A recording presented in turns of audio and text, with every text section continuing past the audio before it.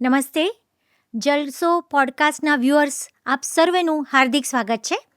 આજનો આ એક નાનો એપિસોડ હું આહાર વિજ્ઞાન પર પ્રસ્તુત કરી રહી છું.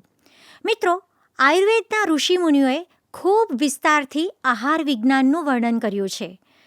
શું ખાવું, ક્યારે ખાવું, કેટલું ખાવું અને કેવી રીતે ખાવું, આ બધાનું સંયોજન એટલે આહાર વિજ્ઞાન.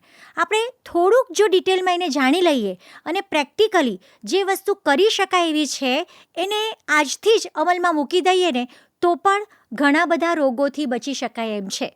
તો સૌથી પહેલાં આપણે જાણીએ કે શું ખાવું.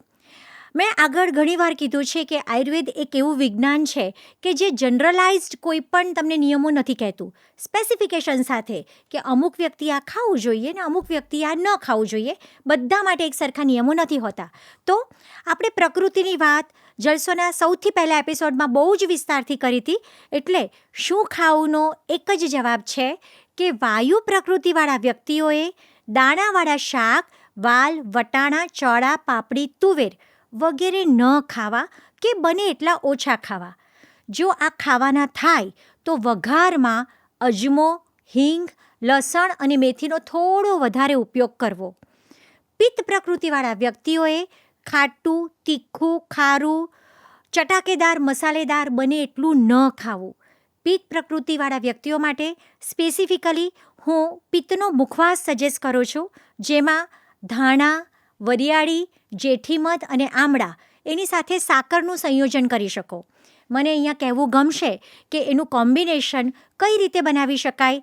ધાણા 100 ગ્રામ લો, વરિયાળી 100 ગ્રામ લો, બંનેને સહેજ શેકીને સરસ મજાનું ચૂરણ બનાવી દો. એની અંદર 100 ગ્રામ દળેલી સાકર નાખો. એની અંદર 50 ગ્રામ જેઠીમધનું ચૂરણ અને 25 ગ્રામ આમળાનું ચૂરણ.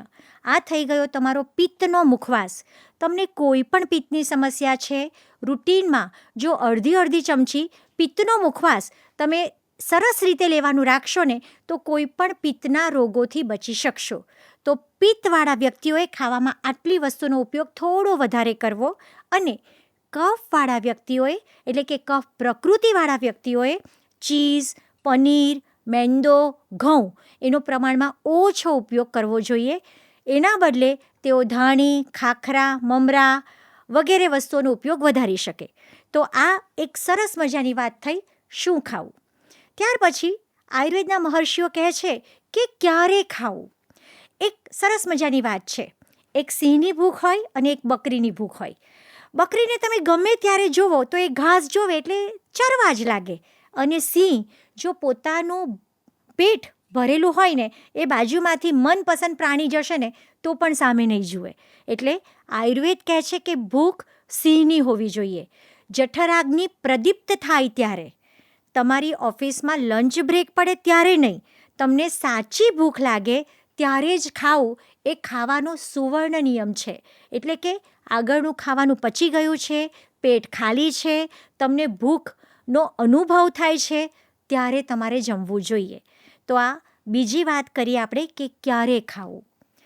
ત્રીજો પ્રશ્ન છે કેટલું ખાવું. આયુર્વેદ જઠરના 4 ભાગની કલ્પના કરે છે. 2 ભાગને ઘન દ્રવ્યોથી ભરો, 1 ભાગને પ્રવાહીથી ભરો અને 1 ભાગ વાયુની અવર જવર માટે ખાલી રાખો. તો આયુર્વેદ પ્રમાણે તમને જેટલી ભૂખ છે એના કરતાં સહેજ ઓછું ખાશો તો એનું પાચન સારી રીતે થશે. તો આપણે જોયું કેટલું ખાવું અને એટ લાસ્ટ કેવી રીતે ખાવું. આજકાલ બહુ જ કોમન છે કે આપણે લેપટોપ પર વર્ક કરતાં જમીએ છીએ, મોબાઈલ પર કંઈક કામ કરતાં જમીએ છીએ. તો આયુર્વેદ એવું કહે છે કે તમારી સામે જે વસ્તુ પીરસવામાં આવી છે એમાં એકાગ્ર થઈને, તન્મના થઈને તમારે જમવું જોઈએ. જમતી વખતે શાંત ચિત્તે, એકાગ્ર ચિત્તે, હસતા નહીં, વાતો કરતાં નહીં, અને તન્મના થઈને જો ચાવીને જમવામાં આવે તો જ તમારું જમવાનું પચે છે. એટલે આટલા બધા લોકો મને સાંભળી રહ્યા છે, મારી એક રિક્વેસ્ટ છે કે બાળકો પણ જ્યારે જમવા બેસે ત્યારે ટોમ એન્ડ જેરી અને છોટા ભીમ બંધ કરી દો. સરસ મજાનું સાથે બેસાડી અને વાતો કરતાં તમે એને જમાડો, જેથી ટીવી જોતાં જમવાની એમને આદત ન પડે. તો આટલી એક આપણે પ્રાઇમરી વાત કરી. ત્યાર પછી એક બીજા કોન્સેપ્ટ પર હું તમને લઈ જવા ઈચ્છું છું, અને એ છે વિરુદ્ધ આહાર. ઘણી જગ્યાએ આયુર્વેદના વિરુદ્ધ આહારની ક્રિટિસાઇઝ કરવામાં આવે છે કે ભાઈ વિરુદ્ધ આહાર એટલે શું, આ કોમ્બિનેશન ન ખવાય. પણ આયુર્વેદની વિરુદ્ધ આહારની પરિકલ્પના ખૂબ વિશિષ્ટ છે. અલગ અલગ પ્રકારના વિરુદ્ધ આહારનું ખૂબ સચોટતાથી વર્ણન કરવામાં આવ્યું છે. સૌથી પહેલાં આપણે જોઈએ દેશ વિરુદ્ધ. દેશ વિરુદ્ધ એટલે શું? તમે જે દેશમાં રહો છો એની આબોહવાને અનુરૂપ તમારો ખોરાક હોવો જોઈએ. સિમ્પલ, મેં આગળ પણ ઘણીવાર કીધું છે કે ઉત્તર ભારતમાં એ મોટાભાગે સરસિયાનું તેલ ખવાય છે, કારણ કે ત્યાં ખૂબ જ ઠંડી હોય છે. દક્ષિણ ભારતમાં કોકોનટનું ઓઇલ ખવાય છે. કોકોનટ સ્વભાવે ઠંડુ, ત્યાં ખૂબ ગરમી હોય છે. અને વચ્ચેના મધ્ય ભારતમાં મોટાભાગે સિંગ તેલ અને તલનું તેલ ખાવામાં આવે છે. તો એ પ્રાદેશિક આહાર છે. ઇવન તમે ગુજરાતમાં જ જોઈ લો, તમે ડાંગ બાજુ જશો તો એ લોકો રાગીના રોટલા ખાય છે. તમે ઉત્તર તરફ જશો તો એ લોકો જુવારનો રોટલો ખાય છે. સૌરાષ્ટ્રમાં જશો તો બાજરાનો રોટલો ખાય છે. તો બધા પ્રદેશના પ્રાદેશિક ખોરાક હોય છે. એટલે મોટા ભાગે તમે જ્યાં રહો છો તેની આબોહવાને અનુરૂપ તમારો લોકલ ખોરાક હોવો જોઈએ. અત્યારે એક એવો ટ્રેન્ડ છે કે ધારો કે હું ઇટલી ફરવા જાઉં, હું મેક્સિકો ફરવા જાઉં, તો મને એમ થાય કે હાઈશ, ક્યાંક મારા ખીચડી કઢી મને મળી જાય તો મારો જીવ ઠરે. પણ હું અહીંયા જ હોઈશ ને તો મને મેક્સિકન ખાવાનું મન થશે. સો આયુર્વેદ કહે છે કે દેશ વિરુદ્ધ ના હોવું જોઈએ. હું અહીંયા રહું છું તો અહીંયાના નજીકમાં ઉગેલા ચોખા, નજીકમાં ઉગેલા ઘઉં મને સારી રીતે પચશે. હમણાં જ એક પેશન્ટે મને આવીને કીધું કે બેન, હું સાઉદીથી સરસ મજાના ચોખા લાવ્યો છું જે આટલા મોંઘા છે, તમે ટેસ્ટ કરવા ઈચ્છશો? એટલે પછી મેં એમને સમજાવ્યું કે ભાઈ, આયુર્વેદ તો એવું કહે છે કે દેશ વિરુદ્ધ ના હોવું જોઈએ. અહીંયા આપણે રહીએ છીએ તો અહીંયાના ચોખા ખાઈએ ને, શું કામ ત્યાંના આટલા મોંઘા ચોખા ખાવાની જરૂર છે? તો બેઝિકલી દેશ વિરુદ્ધ આ પહેલો કોન્સેપ્ટ છે. ત્યાર પછી બીજી સરસ મજાની વાત છે અગ્નિ વિરુદ્ધ. તમારો જઠરાગ્નિ જે પ્રમાણે માંગે તે પ્રમાણે અંદર નાખો. એ સિવાય પાકનો સંયોગ. તમે ધારો કે રસોઈ બનાવો છો, આઈડિયલી લેડીઝોને એવી ટેવ હોય કે કઠોળ જ્યારે પકાવવાનું હોય ને તો જેટલી સીટીની જરૂર હોય ને એના કરતાં 2 સીટી વધારે મારે. શું કામ? કે કદાચ કાચું રહી ગયું હોય ને પાછી મારવી પડે, એના કરતાં ચણાને ચડાવવા છે, હું રોજ 5 સીટી મારું છું ને તો હું 7 જ મારું, એટલે મગજમારી જ નહીં. તો આયુર્વેદ એવું કહે છે કે અગ્નિનો સંયોગ ખોરાકમાં જેટલો હોવો જોઈએ એટલો જ હોવો જોઈએ. પાક વિરુદ્ધ. ધારો કે તમે 5 સીટીની જરૂર છે, તમે 3 સીટી મારશો કે 4 સીટી મારશો તો એ કાચું રહેશે અને પેટમાં વાયુ કરશે. તમે 7 કે 8 મારશો તો એ વધારે પાકી જશે, એના જે પોષકાંશ છે તે ઉડી જશે અને શરીરમાં જે પોષકાંશ એબ્સોર્બ થવા જોઈએ તે નહીં થાય. એટલે આટલી વસ્તુનું આપણે ધ્યાન રાખવાનું છે. ત્યાર પછી છે સંસ્કાર વિરુદ્ધ. સંસ્કારો હિ નામ ગુણાંતરાધાનમ. એક વસ્તુનું રૂપાંતરણ કરીને બીજી વસ્તુમાં કન્વર્ટ કરવી. દાખલા તરીકે દૂધમાંથી દહીં બનાવવાની પ્રક્રિયા સંસ્કાર છે. ચોખામાંથી ભાત બનાવવાની પ્રક્રિયા સંસ્કાર છે. પણ જે વસ્તુ જેવી રીતે સંસ્કારિત થવી જોઈએ એવી જ રીતે થવી જોઈએ.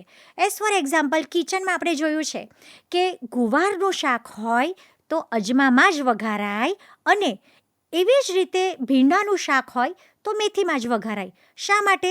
ગુવાર પણ વાયડો છે, ભીંડો પણ વાયડો છે. ગુવારનો વાયુ એવો છે કે જે અજમાથી હણાય છે, અને ભીંડાનો વાયુ એવો છે કે જે મેથીથી હણાય છે.